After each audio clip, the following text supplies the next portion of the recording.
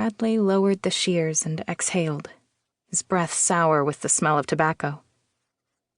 There's whispers amongst the men you're going to the Jersey prison hulk. My knees nearly crumpled beneath me. Prison. I'd guessed right.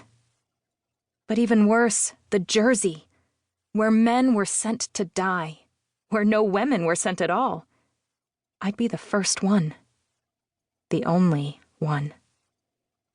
Your turn, Bradley said, impatient for my answer. No, I'm not a spy, I lied, though I could have told the truth. I'd been caught. The worst had already happened. But I didn't owe these men anything. Certainly not what I valued most. This is all just a misunderstanding, I added, and in spite of everything, I felt a smile tug at my lips. Bradley snorted. Snip went the shears. When he was done, I ran my hand over my scalp, learning a part of myself for the first time. I felt sharper, honed. I could feel the air around me the same way I used to feel the ocean when I dove. The Marine with the rope, Wilcox, stepped outside and came back with a bundle of folded clothing. You're to change into these. He set the bundle on the berth, then turned away. Bradley went to stand beside him. I stared at their backs for a moment, letting a wave of fear pass. Hands trembling, I unlaced my gown and petticoats and let them slip off. My stays laced in back, though. I need help, I said. I'll go get... No. I knew who they'd bring, and I couldn't bear to see him again. I went to Bradley, turning my back to him. Cut the laces. Lord, forgive me, he muttered. Then he sliced a path up my spine. The pressure of the stays gave way, and my lungs eased fully open. I stepped away and tossed them on the berth, then pulled my shift over my head.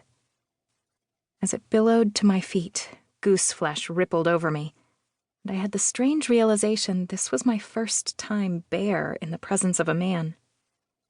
That it was two men, and nothing at all how I'd hoped it would be. I pulled on the shirt and trousers, the Ozenbrig material rough as a cat's tongue. Such a part of my past. And now, my future. There were leather shoes as well, dirty and worn, but a decent fit. I'm ready, I said. Another lie, but a strange calm had befallen me. I felt as quiet inside as winter. I was trapped, but freed from decisions, from calculations and lies. All I could do now was continue. The men turned. Bradley shook his head. There's no being ready for where you're going. Miss... Wilcox's brow pinched with distress. Whatever you may have done to find yourself here, surely it can be undone? I thought of Townsend and the intelligence I'd given him. I hope not. I'd given up everything for it. I had given my very life. Chapter 1. Wrecker.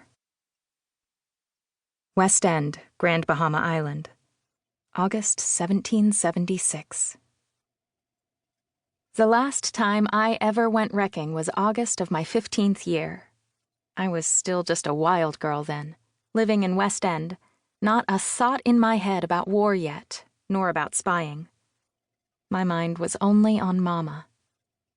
She'd passed on to heaven only a week earlier, but in my imagination she was still breathing, still singing to herself as she stirred the pepper pot soup, still telling me stories about her girlhood days in España as she worked a comb through my sea-brined hair. When Sewell came to fetch me to go wrecking, Sewell was Mama's husband, not my real papa. He found me in the garden pulling weeds and daydreaming of the great castle in Bayona that Mama used to run through barefoot when she was my age. Francisca, he said,